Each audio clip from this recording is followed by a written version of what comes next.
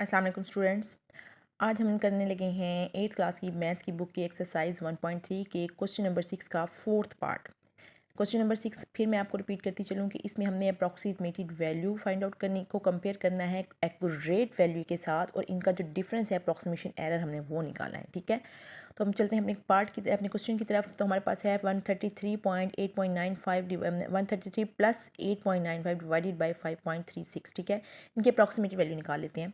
मैं यहाँ पर सिर्फ फर्स्ट सिग्निफिकेंट फिगर्स तक इन सबको राउंड ऑफ करूँगी। ठीक है, ताकि आपको किसी किस्म की कोई कन्फ्यूजन ना हो कि मैंने इसको टू सिग्निफिकेंट के लिहाज से किया, इसको फर्स्ट के लिहाज से किया। तो मैं इन सबको करूँगी फर्स्ट के लिहाज से। कुछ लोग इसको टू सिग्निफिकेंट फिगर के लिहाज से भी राउंड ऑफ कर सकते हैं, और इसका ज़रूरी नहीं है कि सबका आंसर सेम आए। ठीक है, आपने इनका सिर्फ एरर निकालना है। डिपेंड करता है कि आप कहाँ तक राउंड ऑफ कर रहे हैं। अब अगर कोई शख्स दो के लिहाज से राउंड ऑफ करेगा तो उसका आंसर ऑब्वियसली चेंज आएगा। ठीक है, मैं इसको राउंड ऑफ कर रही हूँ फर्स्ट के लिहाज से। तो जब मैं फर्स्ट डिजिट के लिहाज से इसको राउंड ऑफ करूँगी तो मैं देखूँगी कि नेक्स्ट डिजिट 5 या 5 से ग्रेटर तो नहीं है, लेकिन ये 5 से ग्रेटर नहीं है। इसका मतलब है एज इट इज़ मेरा 1 उतर जाएगा, और दो डिजिट्स को मैंने राउंड ऑफ किया तो दो जीरोज़ मैंने ऐसे लगा दिए।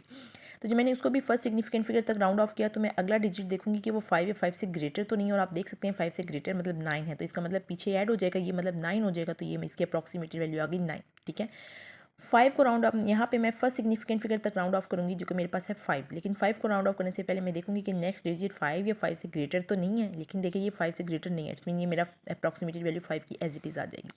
तो ये मैंने सबकी अप्रॉक्सीमेटेड वैल्यू निकाली। ठीक है, अब मैंने इस तरतीब के लिहाज से इन सबको अरेंज करना है। 133 की अप्रॉक्सीमेटेड वैल्यू मैंने निकाली है 100, प्लस 8.95 की अप्रॉक्सीमेटेड वैल्यू मैंने निकाली है 9, और डिवाइड बाय 5.36 की अप्रॉक्सीमेटेड वैल्यू मैंने निकाली है 5। ठीक है, 100 प्लस 9 हमारे पास आ गया 109, और divide by 5 as it is आ गया। अब हमने देखा 109 को हम 5 से अगर डिवाइड करवाएं तो ये देखिए यहाँ पर हमारे पास 109 को मैंने अंदर रखा, 5 को बाहर रखा, 5 दो बार हमारे पास 10 आ गया। तो ये 10 में से 10 ये हमारे पास 0। ठीक है, 9 को मैंने एज इट इज़ उतार लिया, तो 9 से छोटा हमारे पास आता है 5 1 ज़ार 5। तो 9 में से 5 गया हमारे पास 4 आ गया। अब 4 छोटा है और 5 बड़ा है, तो मैंने पॉइंट लगा के डेसिमल पॉइंट लगा के मैंने 0 लिया, ये 40 बन गया, और 5 8 बार 40 मेरे पास ये पूरा डिवाइड हो गया। ठीक है, तो ये मेरे पास आंसर है 21.8। ठीक है, जो मेरी अप्रॉक्सीमेटेड वैल्यू आई है जो मैंने फाइंड आउट की है वो है 21.8। अब मैं जाती हूँ करेक्ट वैल्यू की तरफ। करेक्ट वैल्यू के लिए मैं इन तमाम वैल्यूज़ को एज इट इज़ उतारूँगी। 133 point plus 8.95 divide by 5.36 as it is मैं इनको उतारूँगी। फिर मैं इनको ऊपर वालों को ऐड करूँगी। ऊपर वाले जो मेरे पास डिजिट हैं उनको जो मैंने ऐड किया है तो ये है 133। ठीक है, प्लस 8.95। देखिए 133, इसके आगे कोई हमारे पास डेसिमल पार्ट के बाद कोई जीरोज़ नहीं है, तो मैंने यहाँ पे जीरोज़ खुद लगा लिए। 8.95, याद रखिएगा डेसिमल पॉइंट के नीचे डेसिमल पॉइंट ही आपका होना चाहिए। ठीक है, तो 5 एज इट इज़ उतर गया, 9 एज इट इज़ उतर गया, और 8 में 3 जब मैंने ऐड किया तो मेरे पास 11 बने। 11 का एक मैंने यहाँ पर लिया और एक मैंने यहाँ पर कैरी लिया, 3 और एक हो गया 4, और 1 एज इट इज़। तो मेरे पास आंसर आया 141.95।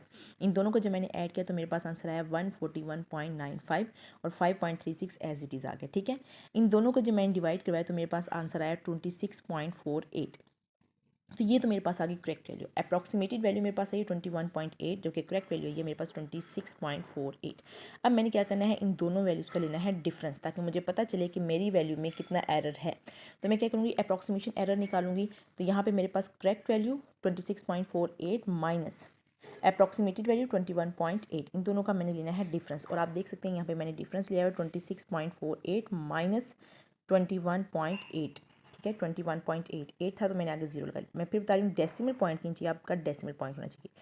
8 में से 0 गए हमारे पास 8 एज इट इज़ उतर गया। अब यहाँ पे 4 था, यहाँ से मैंने कैरी लिया, 14 बन गया। 14 में से 8 गया, मेरे पास क्या बचा 6। अब यहाँ पे 6 थे, यहाँ से मैंने कैरी लिया था, पीछे बचे 5। 5 में से 1 गए तो मेरे पास आया 4, और 2 में से 2 माइनस किया, मेरे पास आ गया आंसर 0। इसका मतलब मेरा अप्रॉक्सीमेशन एरर कितना है 4.68।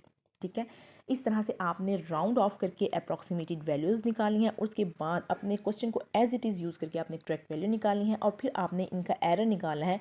अपनी करेक्ट वैल्यू में से आपने अप्रॉक्सीमेटेड वैल्यू को माइनस कर देना है। ठीक है, वहाँ से आपके पास एरर आ जाएगा कि आपकी जो रीडिंग है, आपकी जो मेजरमेंट है उसमें कितना एरर है। फिर मैं रिपीट करूँगी कि ये ज़रूरी नहीं है कि मैंने अगर फर्स्ट डिजिट तक राउंड ऑफ किया है तो सब फर्स्ट के लिए ही लिहाज से राउंड ऑफ करेंगे। डिपेंड करता है कि हर शख्स किस तरह से राउंड ऑफ कर रहा है, फर्स्ट सिग्निफिकेंट फिगर के लिहाज से, टू सिग्निफिकेंट फिगर के लिहाज से, तो उस लिहाज से सबका आंसर क्या होगा, डिफरेंट होगा। क्योंकि मैंने फर्स्ट के लिहाज से किया तो मेरा आंसर यह है, जो टू के लिहाज से करेगा उसका आंसर ऑब्वियसली क्या होगा, डिफरेंट होगा। तो इसमें घबराने की ज़रूरत नहीं है। आई होप आपको समझ आई होगी। अगर समझ नहीं आई तो कमेंट्स में ज़रूर बताइएगा। मेरा चैनल सब्सक्राइब करना ना भूलिएगा। अल्लाह हाफ़िज़।